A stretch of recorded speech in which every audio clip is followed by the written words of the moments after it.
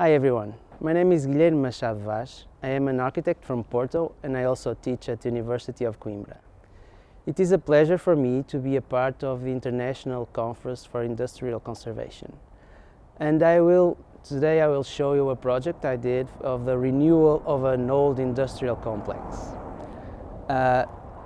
This building is called Companhia Vinicola Portuguesa, and it was an old industrial building that worked on wine and exportation of wine. The building was first constructed between 1897 and 1899. The owners of the building, Machado Companhia, they began to construct the new harbor here in Matosinhos, and the area where we are today, which was a very long field, an empty field, was soon designed to be an expansion of the city of Matosinhos. We never knew if the intention was to grow the residential part of the city or if it was from the beginning an industrial area, to be an industrial area to work beside the harbor. But in fact, that's what it became, an industrial area, and this building was the first one to be constructed. The reason why the company that explored the exportation of wine moved to this part was precisely to be close to the harbor, because the wine would be exported by boat to all over the world. The original project of this building was designed also by an engineer called António da Silva, and the industrial complex occupied the totality of a block. These are long blocks of 66 meters width and more or less 160 meters long. The design used all the perimetry of the block and kept an empty space in the middle, a courtyard, where they inserted two buildings. After entering from the north, we would then see the first building in the middle of the courtyard, which was the deposit for the incoming wine from the Douro River, which came by train, and the path that you see marked here in concrete is like a memory of the old train railway that brought the wine from the Douro to this first deposit. The way the building worked was very interesting, because it was an industrial complex that had everything in its buildings. When we entered, on the right side from who enters would be the administration office. And in the beginning, the administration office was separated from the main building, but only 3 years after the construction, they added that volume to connect the administration to the big storage, to the big wine storage, which is the only building that has 2 floors. So in the lower floor, there will be red wines, and in the upper floor it will be wines with more alcohol, like port wines, because they could support the highest temperatures that we could have in the upper floor. The building right next to the storage building is where they used to bottle and box the wine and then bring it to the building in the back, and then from there, as I mentioned, to the harbor. On the east side of the block, we had, when we enter on the left, the guard office, and then behind the guard office would be an olive oil deposit. Right next to it would be the carpentry, and then a kitchen for the employees, and the machine room, which was a vapor machine. I have to mention that at the time, this building had a very high technology for the epoch.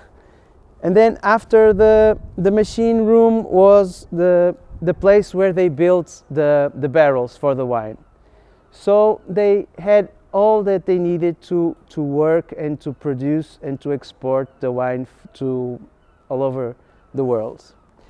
In the back they would also have storage places and a garage where the train would be kept.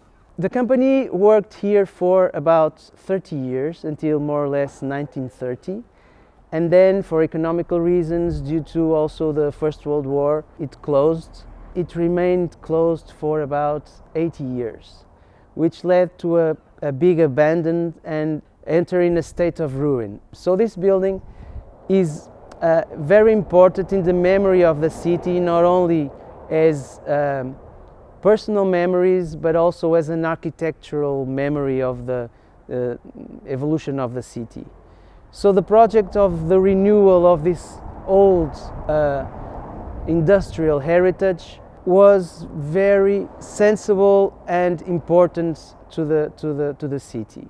The City Hall of Matosinhos bought this building around the year 2000 to a family, and intended to, from the beginning, to renew the building and give it a new program in order to make the building live again and offer the building to the city, use the building as a dynamic factor also for the city. So the plan was to install here Casa de Arquitetura, which is the kind of the National Museum of Architecture of Portugal, and also the headquarters of the local jazz orchestra, Matosinhos Jazz Orchestra. The main idea from the beginning was to renew the building as close to the original as it was possible, precisely to keep that memory alive and to use the building as a testimony of what Matosinhos was once and what this area was once. It was a very big industrial area that now is transformed in a residential area. So we redesigned all the elements of the building as precisely as the original, because we had the original drawings and we went to the archives to analyze and to research about them. All these buildings didn't have any roof, so they were in a deep state of ruin. Vegetation took over all the spaces. The walls didn't have any mortar, the stone was all visible, and it was in fact a really beautiful ruin, but it was mandatory to renew the space. During the time that the building was abandoned, a lot of things happened, and for example 2 trees grew inside of one of the buildings. So when designing the new program in the new project, I thought it was important to keep the trees, because the trees were also part of the history of the building. So the trees were kept, and where the trees are, we designed 2 courtyards that now that have a function which is to separate different programs inside the building. When approaching the architectural language that we wanted to give to the building, of course we wanted to give it this original architectonic language, as we needed also to introduce new elements, like the one you see here, which is a staircase that was needed to design because of fire regulations.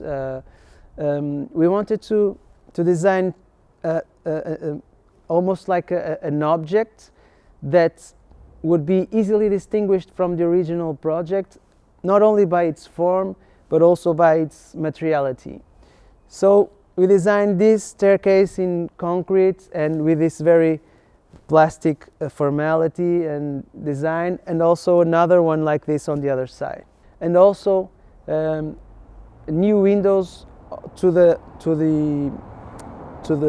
outside of the building, as we wanted to have these service spaces in the building, and the wall to the street didn't have any kind of communication. We thought that it was important to design windows that could enable people to understand what's inside the building and make that visual contact.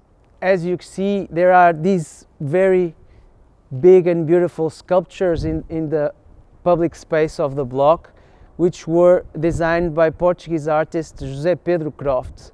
They were initially designed to the Bienal of Venice and then brought from the City Hall of Matosinhos to Casa da Arquitetura. The new project wanted to work on the flexibility of old industrial buildings, which are always spaces that have this capacity of receiving new programs because of their typology, which is always very flexible. So it was not a very difficult task to put the new program inside the existing building. The program of Casa da Arquitetura, which was the biggest program of all, seemed to adapt very well to this part of the building where the old storage house was and where the administration was. So in a kind of a very natural way, the administration house began to be the new shop of Casa da Arquitetura, and the place where we stored the wine, which was kind of a wine archive, if we can say, is now where the museum, where Casa da Arquitetura is. So in the first floor we have the exhibition room, and in the ground floor we have the archives where we keep works that Casa da Arquitetura receives and stores. The buildings on the center of the courtyard had these different programs. The first one was thought of as a multi-purpose building where we could organize different types of events, which could be concerts, fairs, stock markets. A lot of different kinds of projects can be made inside the first building. On the left, we thought of these as service spaces that could also receive different kinds of functions that could complement the cultural equipment that Casa da Arquitetura and Matosinhos Jazz Orchestra also are. In the back of the block, at the end, is where Matosinhos Jazz Orchestra is now installed. I invite you to come inside and take a look of what happened there. Welcome to the main entrance of Casa da Arquitetura. As we find ourselves here, we understand that we are in the old lower floor of the main storage space, this big industrial area where they kept the barrels of the wine, and now it's transformed in a different type of storage where Casa da Arquitetura keeps all the architecture from architects from all over the world. The main idea in this lobby was to create a platform that could link the people between the outside and the shop inside, as they had different levels. So we created this mid-level with 2 ramps that make the connection. Another thing that we did not want to happen was to create any disruption in the visual field of this original space.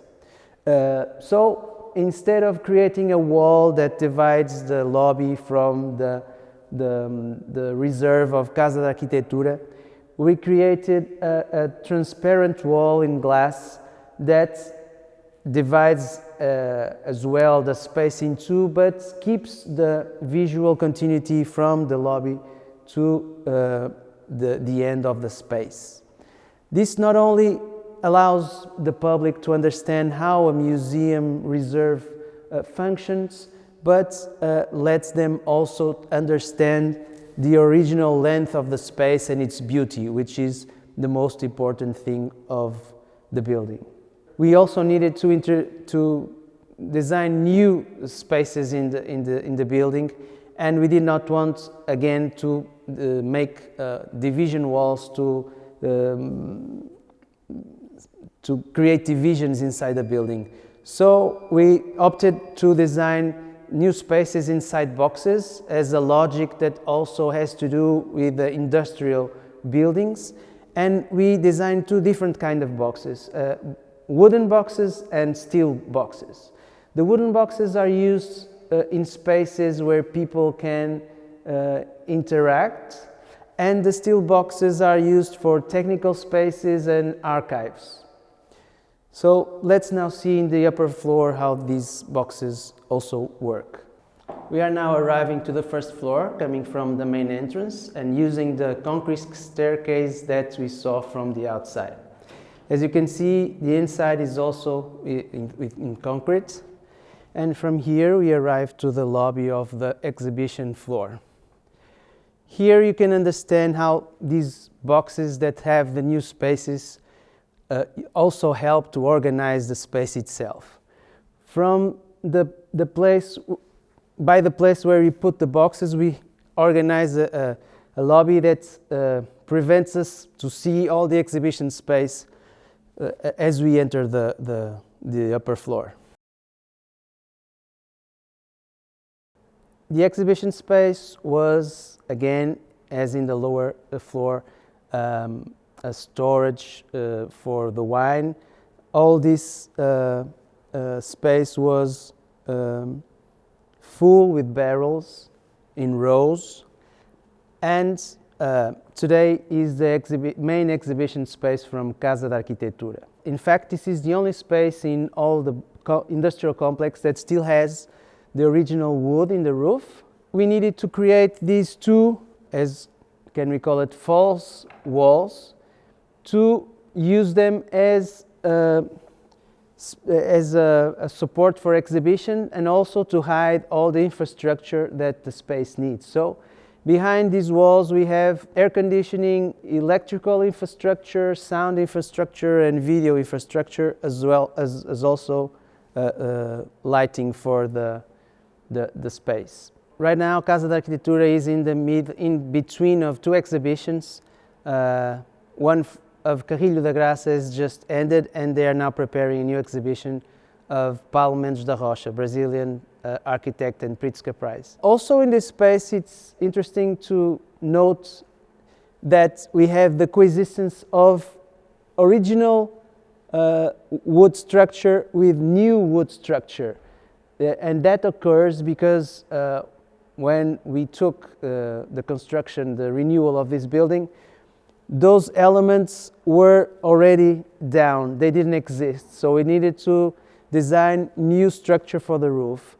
And this posed a question on the architectonic language that we wanted to give to the building. We could, for example, paint all the structure in wood, and then we would not be able to understand what is new and what is original. So this could be a way of characterizing the new language of the building, or instead we could keep the wood as it is and perceive and understand between the new and the old.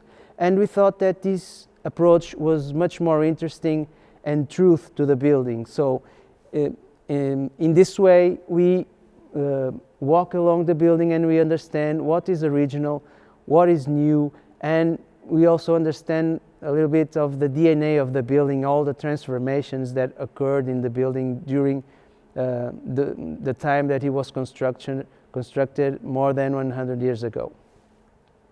Okay, so we're back on the ground floor again. Now we are inside the reserve and the main archive of Casa da Arquitetura, and we are going to have a stroll in it. So on this left side you can see a big archive, and it's why it is it has a steel covering.